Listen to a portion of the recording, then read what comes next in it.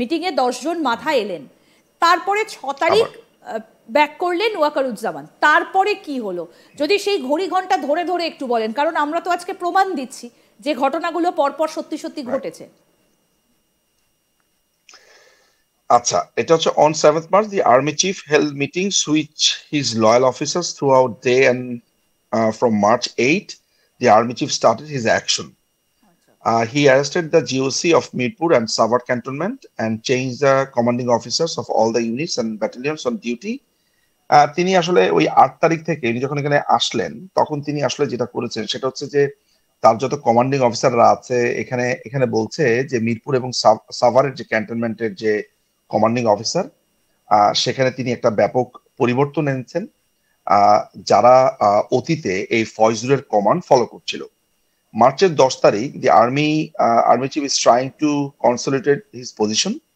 Obviously এটা তো আপনি জানেন তিনি এটা করবেন এবং করা উচিত, কারণ আমার কাছে একটা সোর্স পরিষ্কারভাবে বলছে যে ওয়াকারুজ্জামান 5ই অগাস্টের পর বাংলাদেশে ইসলামী শাসন ব্যবস্থা কায়েমের পেছনে তার একটা বড় ধরনের ইন্টেনশন ছিল।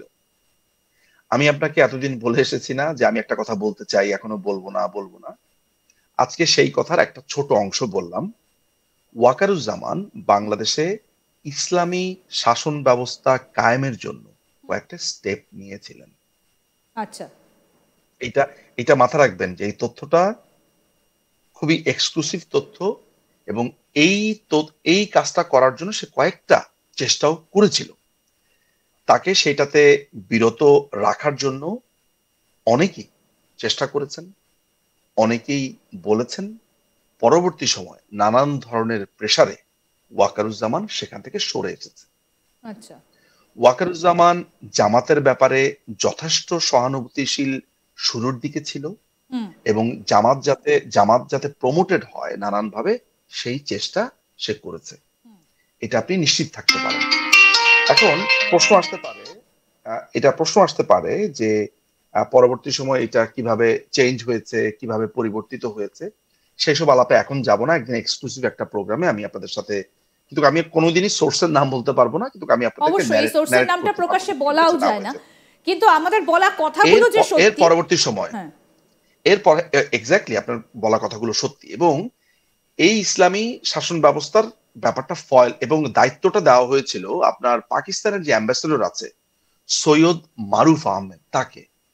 আপনারা যদি লক্ষ্য করে দেখেন, মারুফ আহমেদ কিন্তু এই 3টি দলকে অর্থাৎ জামাতে ইসলামী, হেফাজতে ইসলামী এবং চরমোনাই, এই 3টি পার্টিকে নিয়ে একত্রিত করবার নানান ভাবে চেষ্টা করেছে।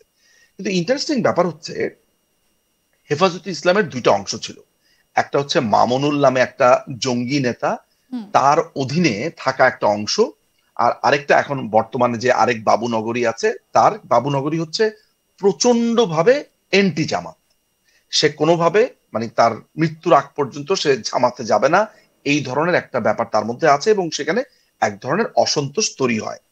কারণ হেফাজতে ইসলামের যে আকিদা, যে নিয়ম কানুন, যে বিশ্বাস বা যার কিছু, এগুলোর সাথে জামাত ইসলামের একটা বড় ধরনের পার্থক্য আছে। অন্যদিকে একটা দীর্ঘ সময় ধরে চরমোনাই পীর বরিশালের তারা জামাতের বিরুদ্ধে বলেছে, কিন্তু পলিসি রিজনে তাদের মধ্যে তাদের কয়েক ভাইয়ের ভিতরে কেউ না কেউ এই জামাতের সাথে একটা সহাবস্থানের জায়গাতে ঐক্যমত্য আসলেও পরবর্তী সময় সেটা আসেনি জামাত শিবিরের সাথে। ফলে এখন কিন্তু এই যে 3 পার্টি মিলে একটা ইসলামিক বিপ্লবের চিন্তা ভাবনা করা হয়েছিল, এটাকে টেক ওভারের একটা চিন্তা ভাবনা করা হয়েছিল যে বাংলাদেশে ইসলামিক শাসন ব্যবস্থা প্রবর্তন করবে, সেইটা অনেকটুকু দূরে সরে গেছে। এখানে আমি বলবো বিএনপিরও একটা ভূমিকা আছে। বিএনপি কোনো না কোনো জায়গাতে একটা শক্ত ভূমিকা রেখেছিল, এবং বহির্বিশ্বেরও একটা প্রেসার ছিল। এতটুকু আপনাকে আমি হিন্ট দিয়ে রাখি। বেশ, এখন আমি আবার ব্যাক টু দা বেসে। জি বলুন। আমরা যে আলোচনাটা করছিলাম, আমি আপনার কাছে জানতে চাইবো খুব সংক্ষেপে যে এই মুহূর্তে তাহলে শেষ কি আপডেট, সেনাবাহিনীর ভেতরে এই মুহূর্তে তাহলে কি ঘটেছে, এই আমরা এখন যে কথা বলছি এর আগে পর্যন্ত আপনার কাছে কি আপডেট আছে? আচ্ছা, আপডেট হচ্ছে ফয়জুরের ব্যাপারটা একটু আপনাকে বলে নেই। মোহাম্মদ ফয়জুর রহমান তার শ্বশুর বাড়িতে ইফতার করতে যায় পরশু দিনের আগের দিন। এইটা খুব সম্ভবত 13 বা 14 তারিখে। পরের দিন সে 10টা 30 থেকে নিয়মিতভাবে অফিস করে, কিন্তু শর্ত সাপেক্ষে। সে কি করতে পারবে এবং কি করতে পারবে না তাকে কঠিন নজরদারির ভেতরে রাখা হয়। এবং এখনো তিনি অন্তরীণ আছে বলে অনেকে বলছে, সেটা আমার সোর্স অনুযায়ী এখন সেটা সত্য নয়। তাকে ছাড়া হয়েছে এবং তাকে শর্ত সাপেক্ষে অফিস এবং তার ফ্যামিলি এগুলো করতে দেওয়া হচ্ছে। এবং ওয়াকারুজ্জামানের কাছে বিভিন্ন সোর্সে আসলে সে তার এই ভুল বুঝতে পারা এবং এই পুরো জায়গাটা থেকে সে সরে আসছে এই ধরনের ইঙ্গিত আমার কাছে আছে। বাট আমি আসলে কনভিন্স না। আমি এখনো বলছি যে ফয়জুর সুযোগ পেলেই এই ছোবলটা মেরে দেবে। আপনি আমাকে প্রশ্ন করতে পারেন যে আচ্ছা, আপনি ওয়াকারুজ্জামানের তো অনেক সমালোচনা করেছিলেন, ওয়াকারুজ্জামানের ব্যাপারে বলেছেন, ইনফ্যাক্ট এখনো বললেন যে ইসলামী শাসন ব্যবস্থা প্রবর্তন করতে চেয়েছে, এই তথ্যগুলো দিয়েছেন। তাহলে ওয়াকারুজ্জামান না থাকলেই তো আপনার জন্য সুবিধা হয়, বা ওয়াকারুজ্জামান থাকলেই কি না থাকলেই কি, তাহলে তো আপনার কোনো উপকার হচ্ছে না। ব্যাপারটার এই প্রশ্নটা অনেকের মনেই আসবে। ব্যাপারটা আসলে আমার ভালো আমার খারাপ এই জায়গাতে না।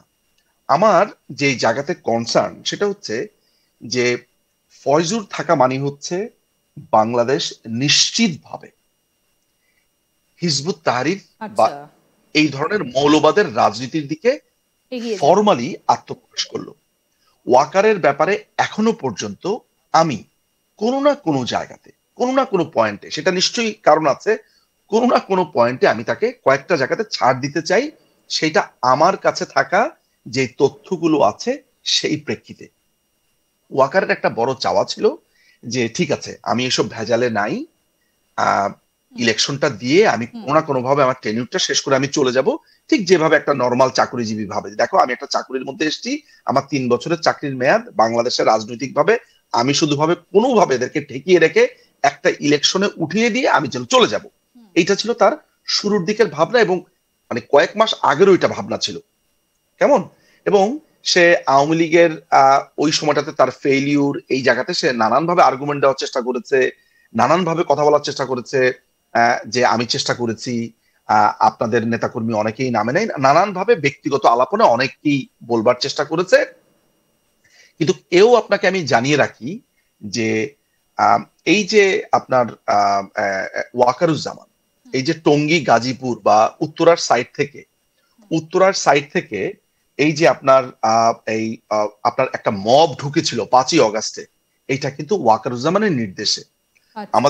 আমার কাছে স্ট্রং এটা সূত্র আছে যে তাকে বলা হয়েছিল, তাকে ব্রিগেডিয়ার রফিক ফোন করেছিল।